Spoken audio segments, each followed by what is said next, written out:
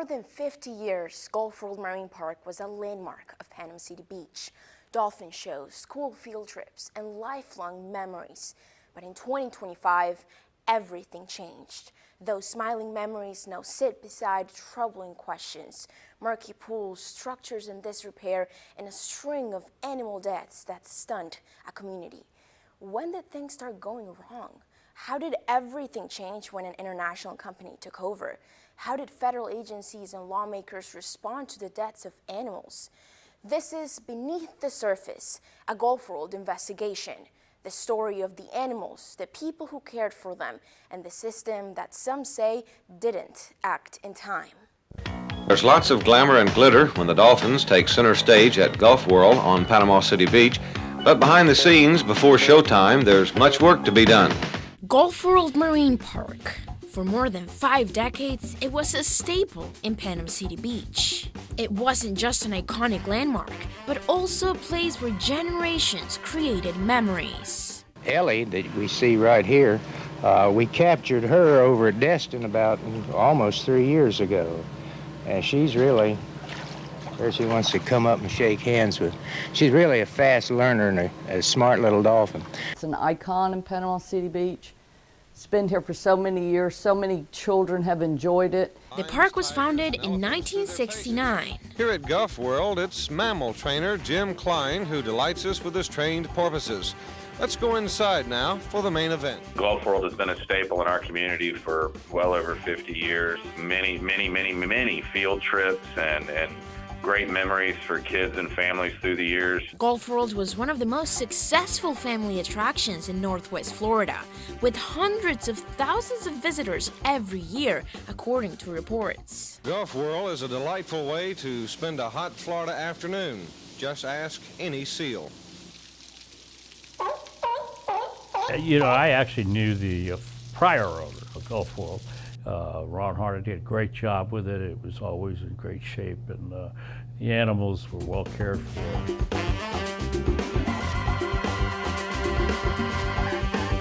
Rachel Hale worked at the animal care team in the training and behavior department at Gulf World Marine Park in 2014. We spoke with her in June, and she told us animal welfare was the top priority during her time there.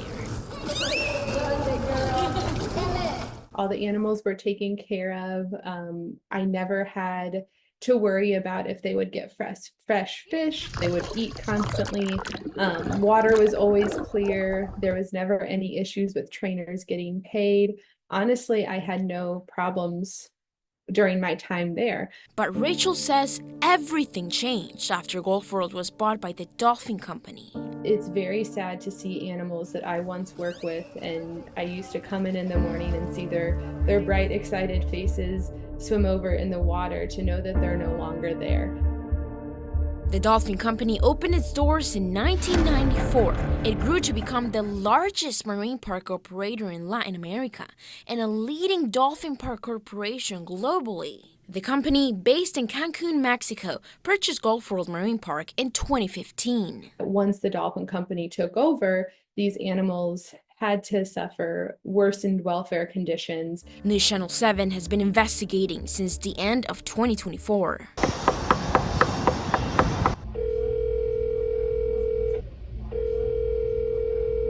At the tone, please record your message.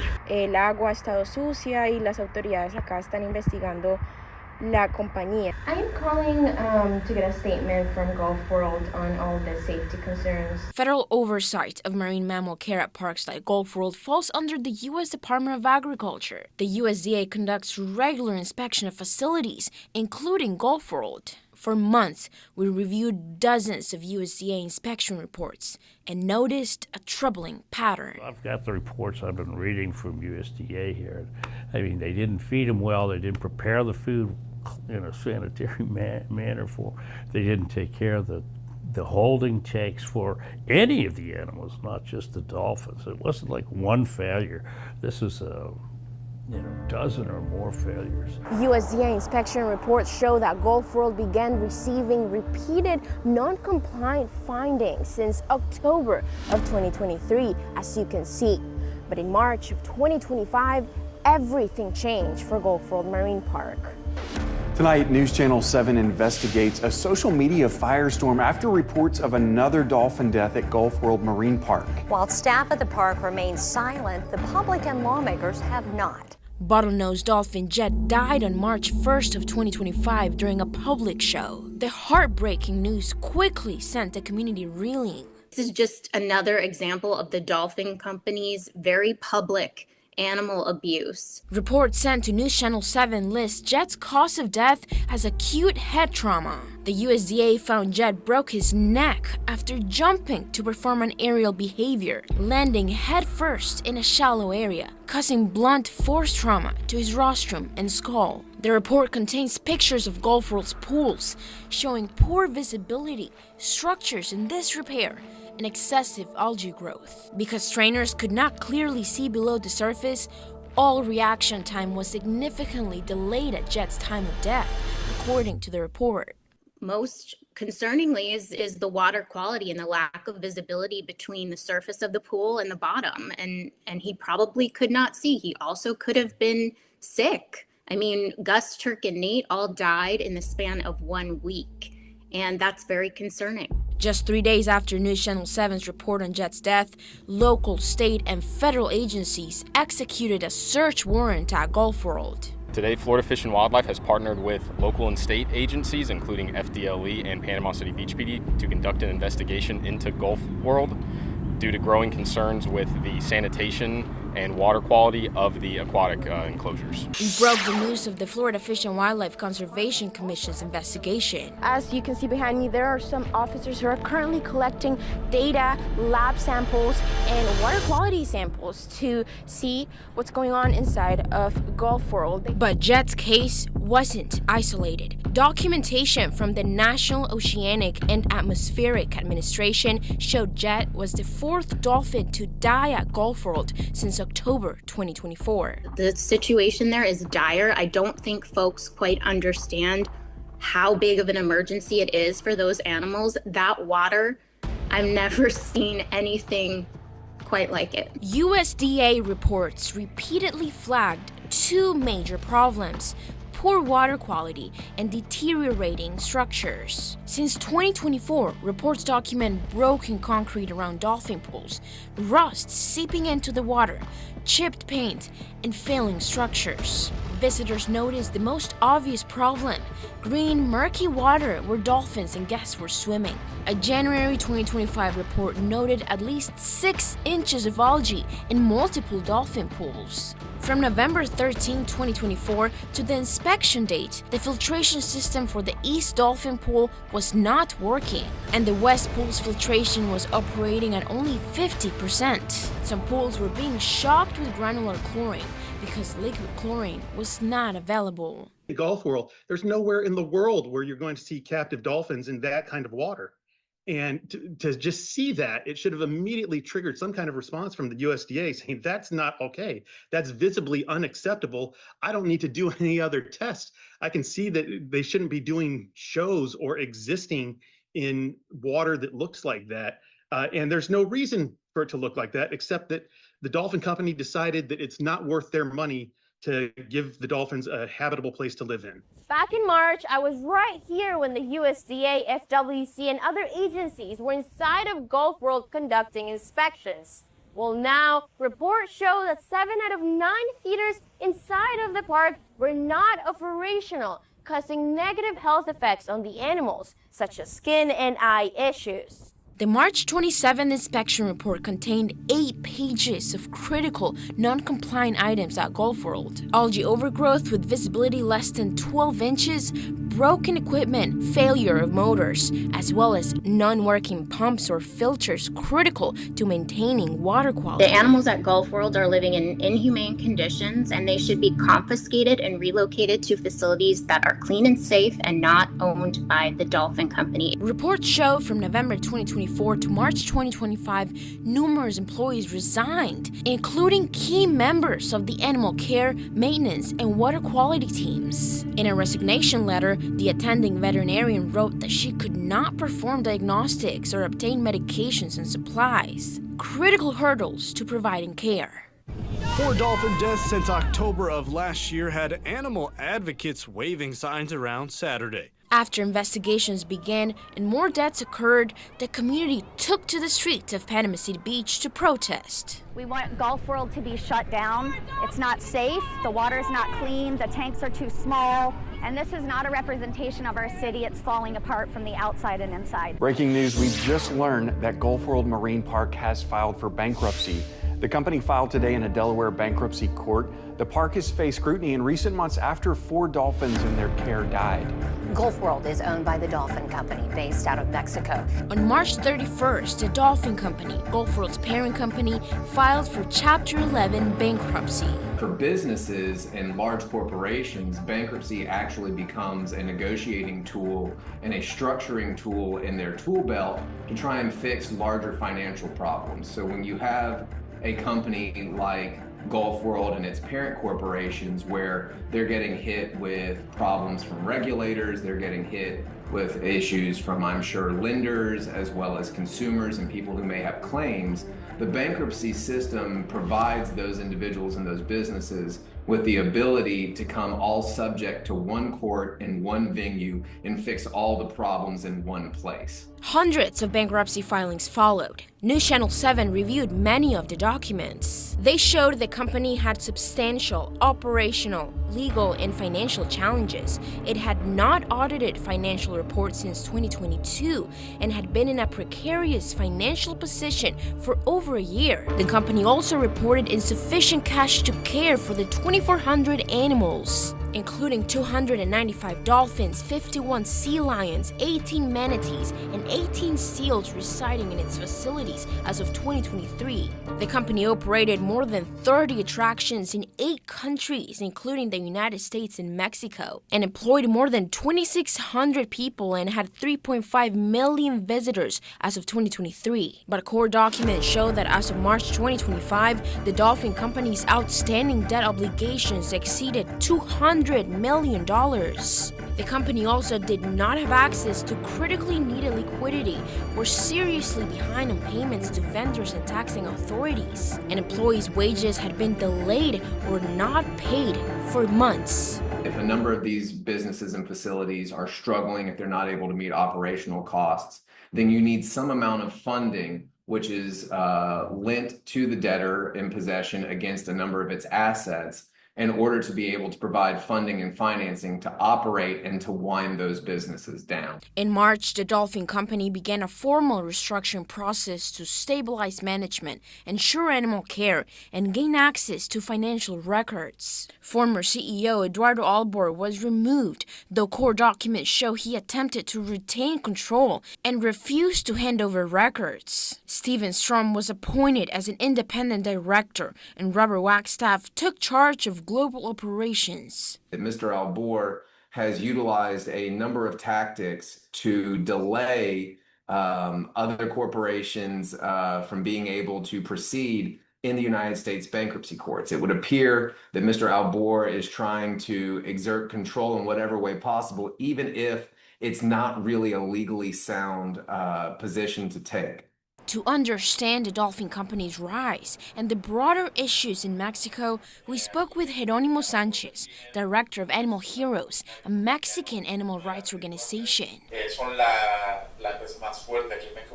They are the strongest company in Mexico because they control over practically all of the dolphin parks here.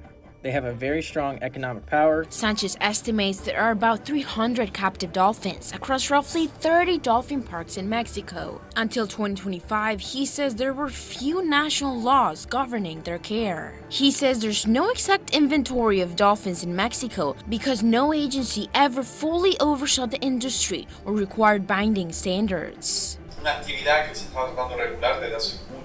This is an activity that's been tried to be regulated for many years. People and organizations have known that something had to be done to improve dolphins' conditions in Mexico. This year, Mexico passed the Ley Mincho, a law that prohibits dolphin shows, after a dolphin named Mincho reportedly jumped during a show, landed outside a pool, and hit his head on concrete. Controversy followed. Some claim the dolphin is still alive, but others say he died and was replaced with a different dolphin in the park shows. The new law, enacted October 14th, aims to prevent future incidents. It prohibits the reproduction in captivity, so now there won't be a second generation of dolphins in captivity. It prohibits the shows and performances, and prohibits renewing the permits for shows. It limits the interaction between dolphins and people when they swim, and prohibits marine parks to have concrete surfaces. But back here in Florida, even amid bankruptcy and federal investigations, Gulf World remained open to paying guests. The park is just quite literally falling apart. The animals, all but I would say a couple of them, in my eyes, were suffering. The park continued charging for dolphin shows. Since Jett's death, Katie Bayshore, a Panama City Beach local, and a group of activists and former trainers called Tidebreakers began advocating for the dolphins on social media. Katie visited the park in mid-May. Several parts of the show that were interactive with the audience, of course, and the dolphins were splashing the water onto the audience, which I thought was very, very concerning as well. It was still very much dirty and not up to what I think a standard should be for a marine park. The algae-covered pools, dirty water, and crumbling structures did not go unnoticed by city officials. There's concern for public safety at Gulf World. Panama City Beach Mayor Stuart Tedmer says Gulf World was in violation of city building codes. The city issued an abatement order on Gulf World on May 7th, requiring immediate vacating of the Stingray petting pool and the Turtle Institute because they were deemed unsafe. We did see some structural damage, and so those areas need to be vacated while they're being repaired. There's also in the Stingray exhibit, there's some standing water and some unshielded outlets. Other citations included electrical deficiencies, corroded gas lines and structures, and roof leaks. It wasn't just 2 items. We identified a number of other failures of the building code for their awareness, and we'll make sure all of the building code will be fully applied so that health and public safety is preserved at Gulf World. The facility was given 30 days to correct these issues, but things took a turn. Tonight on News Channel 7, another dolphin has died at Gulf World Marine Park, making it the 5th dolphin to die in 8 months. I spoke with Senator Jett Trumbull, and I'll have all the details coming up next. On May 27th, young female bottlenose dolphin Samira died at Gulf World. Gulf World did not explain the cause of death or answer any of News Channel 7's calls. But a USDA report released in September said veterinarians found 5 fragments of hard material in Samira's gastrointestinal tract, signaling the death was from ingesting concrete flooring. Gulf World officials suddenly announced in a Facebook post the park would be closing for the rest of the week and reopen June 3rd. No reason was given. Senator Jett Trumbull, Congressman Neil Dunn, and Representative Griff Griffiths took to social media, calling the strings of deaths a disturbing and acceptable pattern. I mean, this doesn't need to continue, and I think what's important is that this is not a political issue. These animals don't have a voice, and so it's important that we stand up and ensure that we are making sure these animals are taken care of. Protesters again gathered on Front Beach Road in front of the marine park. We do not want this place in our city. I feel ashamed.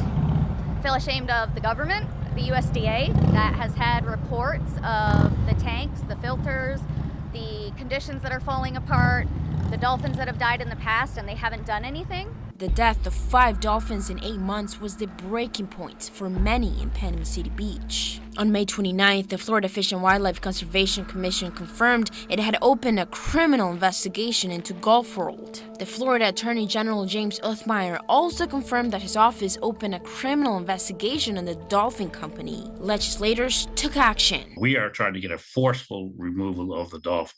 In order to do so, we need to get a permit from NOAA. I mean, I've had conversations with other aquariums in other parts of the state who are willing to take these dolphins today. And it's really incumbent upon FWC and other agencies like the USDA and NOAA to step up and start to take action. Lawmakers began working on the emergency removal of the remaining 11 dolphins housed at Gulf World, 7 bottlenose and 4 roughtooth. problem we have here is that we have too many agencies standing in the way of getting a permit to move dolphins specifically. And transporting dolphins is no easy task. The animals individually or a couple at a time will swim into a stretcher. If they're trained to go into the stretcher, that's great. We don't know, the details of this particular transport, but I would hope that they're loaded into a box of water or they're suspended in the stretcher and then they're put on a semi-truck. Green says it takes a lot of planning and proper care, including life support and veterinary staff, as well as trainers who must be present through the whole process. She explains that dolphins are used to being buoyant in the water. Being out of it, even for a short period of time, can put a lot of stress on their organs. Today, the National Oceanic and Atmospheric Administration told News Channel 7 that 7 dolphins will be transferred from Gulf World Marine Park to another dolphin company-owned facility. On May 30th, NOAA issued an emergency waiver to transport the dolphins. But finding out what the receiving facility for 7 bottlenose dolphins would be caused commotion among the community. It was chosen by, surprise, surprise, the dolphin company. They themselves, they own the dolphins, and they want to transfer them to another one of their sites. 2 dolphin company-owned facilities were chosen to house the remaining 7 bottlenose dolphins: Marineland Dolphin Adventure and Dolphin Connection. We can do better. We should be doing better. And if facilities aren't willing to do better, they need to get out of the industry. Before the bottlenose dolphins were moved, on June 4th, Gulf World's 4 remaining rough-toothed dolphins, Doris, Gitana, Dagny, and Ren, were transported to Clearwater Marine Aquarium. According to CMA, it is the only aquarium in the United States that cares for rough-toothed dolphins. We provide all of our animals an individualistic approach. And so we make sure that we form a bond and build a relationship, knowing that individual and allowing them to have a trusting relationship with us. Sometimes these animals come into our care because of unfortunate effects from humans. So let's learn from that. Let's fall in love with them.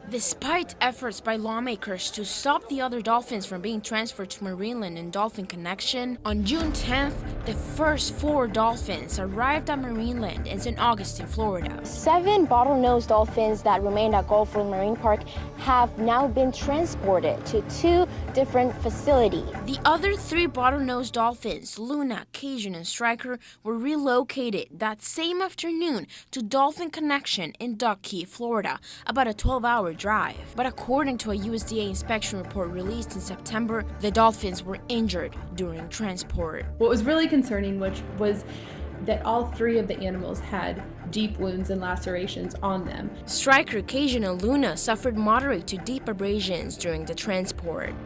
The report noted lesions that were pink to red with traces of bleeding nearly a month after transport. Luna's injuries were the worst. A wound approximately 6.5 inches long and 4 inches wide with exposed tissue. The wounds that we're seeing in these USDA reports are more indicative of something that was actually cutting into their flesh, with some of the flesh being visible from the USDA report. And so it would be something, whereas if we as humans were transported, we would have been bound and tied to something that was very uncomfortable and actually cutting into our skin. The removal of the last dolphins marked the end for the park. Gulf World's tanks would be forever empty. If you go to gulfworldmarinepark.com, this is what shows up on the website. It says that for additional bankruptcy information, including court filings and claims, details are available at this website or by calling these numbers. So, as you can see, Gulf World's previous website that including dolphin tours and more attractions for tourists now appears to be gone. Them closing the building voluntarily is a good faith statement that they want to conform to what the abatement is requesting. And so by vacating the building and not having it open to the public, therefore eliminates and somewhat mitigates the threat hazard to the public. What began as a 1-week closure ended in the permanent shutdown of Gulf World. Months later, there was no water in the tanks, no animals, and the once iconic marine park was just a memory. A bankruptcy judge has approved the sale of the Gulf World Marine Park property to By the Sea Resorts. In October, By the Sea Resorts, one of Panama City Beach's largest hospitality companies with dozens of beachfront hotels, purchased the former Gulf World property for $4.5 million in as-is condition as part of the Dolphin Company's bankruptcy case. Jack Easdale, the company's chief commercial officer, called the site a once-in-a-generation real estate opportunity with potential to redefine the heart of the beach. But Gulf World was just one of the 4 parks the Dolphin Company owned in Florida. It also owned Marineland Dolphin Adventure, Miami Sea Aquarium, and the Dolphin Connection. However, that's no longer the case. Court documents show that as part of the Dolphin Company's bankruptcy case, it was required to sell its Florida assets, including facilities and animals. Miami Sea Aquarium closed in October and was sold to Terra, an award-winning South Florida-based real estate development company. The company plans to renovate and modernize the aquarium with no marine mammals, but new immersive aquatic-based experiences. Its former animals are being relocated to new permanent homes, some internationally. Marineland Dolphin Adventure was sold to Apex Association LLC, a company owned by 2 locals of Clay County. They are keeping the park open and keeping the majority of the animals as part of the bankruptcy deal. The Dolphin Connection appears to still be owned by the Dolphin Company. It is the only marine park in Florida still listed on the company's website. As for the former Gulf World Dolphins, Capri, Soleil, and Sandy, 3 bottlenose dolphins, were relocated for a second time after they were moved to Marineland. In November, they were sold to Theater of the Sea, a marine park in Islamorada, Florida, not owned by the Dolphin Company, for $500,000. The 4 rough-toothed dolphins, Doris, Kitana, Dagny, and Wren, are still thriving at Clearwater Marine Aquarium. Cajun, Striker, and Luna are being relocated from Dolphin Connection and sold to SeaWorld Orlando. We begin with continuing coverage on the investigations into Gulf World Marine Park. Coverage of the ongoing issues at Gulf World Marine Park. Investigation on the safety concerns and animal deaths at Gulf World Marine Park. Continuing our coverage on investigations at Gulf World Marine Park. Our coverage on the investigations into Gulf World Marine Park. After nearly a year of investigations, News Channel 7 sat down with Congressman Neil Dunn to ask what went wrong. We've learned some lessons, but we haven't implemented the fixes yet, and I consider that something that probably has to be done at a federal level. Congressman Dunn said too many agencies with overlapping authorities slowed the response and complicated protections for the animals. USDA, FWC, NOAA, and local agencies all had different responsibilities. They all want a piece of the permitting, and it slows down, and everybody gets a 30 or 60-day drag time for responses and stuff. So I would like to unify the oversight of these marine mammal shows and put it all under one. Looking ahead, we asked what can be done to prevent future tragedies. Will there be any legislation that will protect marine life? Yeah, we would love to. And actually, my legislative team in Washington is working on that. Tourists visiting Gulf World, those on hand were able to catch a feeding session, as well as get a chance to pet the happy mammals, who didn't mind hamming it up for the camera. What began as smiles, shared adventures, and lifelong memories at a beloved hometown attraction that captured so many hearts has ended with empty pools and lives forever changed. For the dolphins who can't speak for themselves, the cost of failure was irreversible. For the community, Gulf World's collapse left a long-lasting mark and countless lessons learned.